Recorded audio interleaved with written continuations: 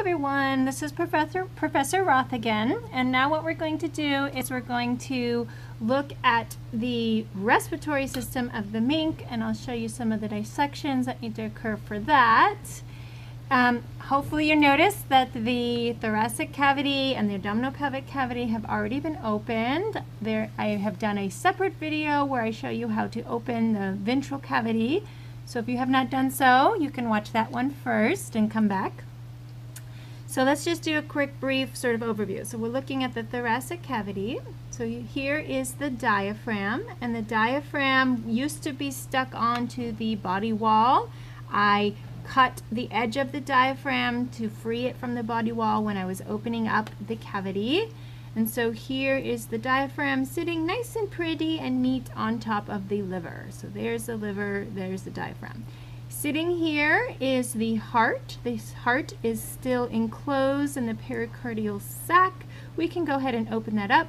This would be the apex of the heart.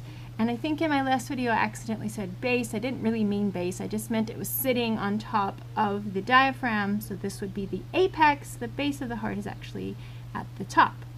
Okay, so looking at here, surrounding the heart, these are the lungs. Okay, so you have the lobes of the lungs.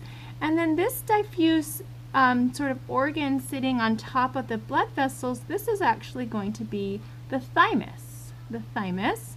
And the size and how diffuse your thymus is varies depending on the age of your mink. The younger ones will have a nice solid, very distinct looking thymus, and the older ones, it will be more diffuse and kind of spread out. Okay, it atrophies with age. Okay, so following it up, see this thing that starts to have a little bit of a striped appearance? That is the trachea, and that is one of the structures that we need in order to dissect out the respiratory structures. Okay, so what I'm doing now is I'm just peeling off the connective tissue, and the connective tissue should be soft. We are done with the muscles, so feel free to completely remove any muscles that are in your way, and you're going to need to do that in order to access the structures of the larynx. The larynx will be up here in this region here. Okay, so like myohyoid and all that. That needs to go away in order to get at those larynx structures here. We're trying to get at the thyroid cartilage and the cricoid cartilage.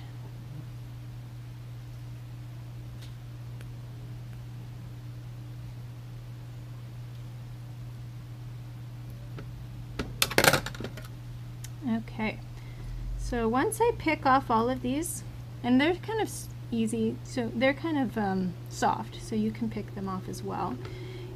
We can start to see the edges of the thyroid cartilage. Okay, so this right here is the hyoid bone. Okay, and then we can start to see the edge of the thyroid cartilage and then the cricoid cartilage as well. Okay, so it's really a matter of just cleaning it off. And then we also need to clean off the rest of the trachea. Try to get all the blood vessels and the nerves off of there as well. See that white structure? The white things that look like dental floss, those are nerves. The pink ones are going to be arteries, and the blue ones are veins. Okay, so we want all of that stuff off. Now, the tube running beneath the trachea, that is going to be the esophagus. Okay, so the esophagus we can leave for the digestive system dissection, but at the very least make sure that your trachea and your esophagus are separated from each other the full length of the trachea. Okay, so I did a little bit of a time jump forward to clean off some of this, to take a little time to clean it off. And I just peeled off some of the muscles surrounding it and any of the connective tissue. And so here we have the larynx. Okay, so the larynx is this structure right here. And so this is actually the hyoid bone, but underneath the hyoid bone is a kind of, you can almost see the projection at the front of it. So this is the thyroid cartilage, and so this would be the laryngeal prominence, also known as the Adam's apple for humans, especially for males.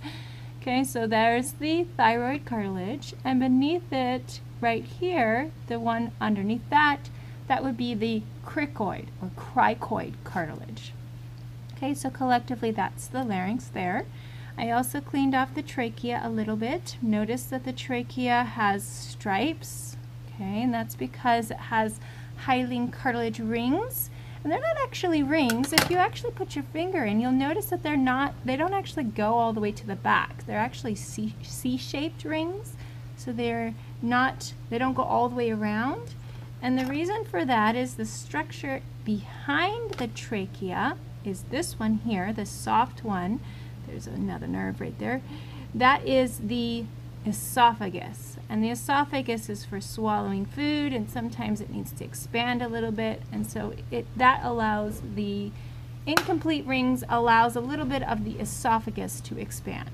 Okay, so again, soft tube esophagus, that's going to be posterior to the trachea, and again, remember, trachea have rings, and so they look striped trachea. Okay, so now what we're going to do is I want to actually jump down here, and I know that this is the respiratory dissection, but I actually would like to go ahead and open up the pericardial sac and look at the heart, and I think it's a good idea to go ahead and remove the thymus. Okay, so we're going to take that thymus off because I'd like to show you some of the blood vessels underneath it. So I'm just going to remove all of that soft stuff here. You can start to see blue. Blue is veins. The pinkish red is going to be the arteries. Okay, so right there we can already start to see the superior vena cava. I'm going to try to clean it a little bit better.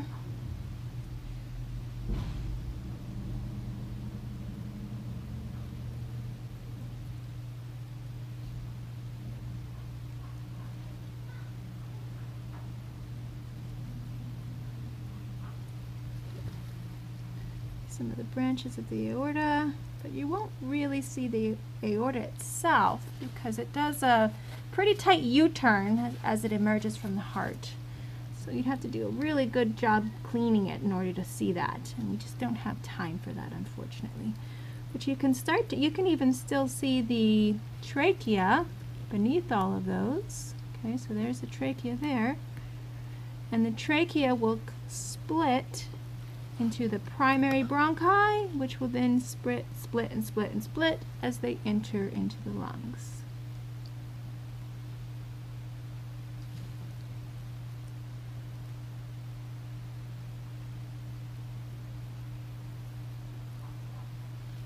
Okay, so you can watch this one go all the way up there. Okay, that's going to be common carotid artery.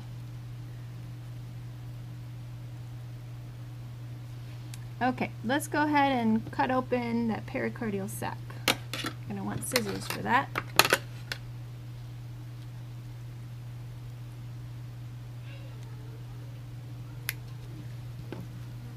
Okay, so you're cutting into the fibrous pericardium and peeling that back.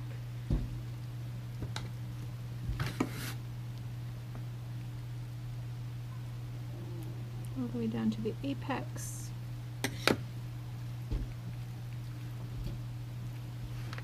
And now we can see the heart. Okay, so here's the lobes of the lungs. Okay, lungs there. And then we can see the right atrium. Notice that the superior vena cava is going into the right atrium. Then we have the right ventricle, the left ventricle, and then the left atrium would be where that little auricle is on top. If you can spend a little bit of time, you can start to clean that off, and you'll even start to see the very, very start where we have the aortic arch right here. But we're not doing blood vessels for the mink. We just do not have time, unfortunately. But if you have a little bit of time or you're almost there, it's always good to look anyway. Okay, so we got our lungs, we got our trachea, we got our larynx and all those cartilage exposed. I actually think we're done. Not too bad.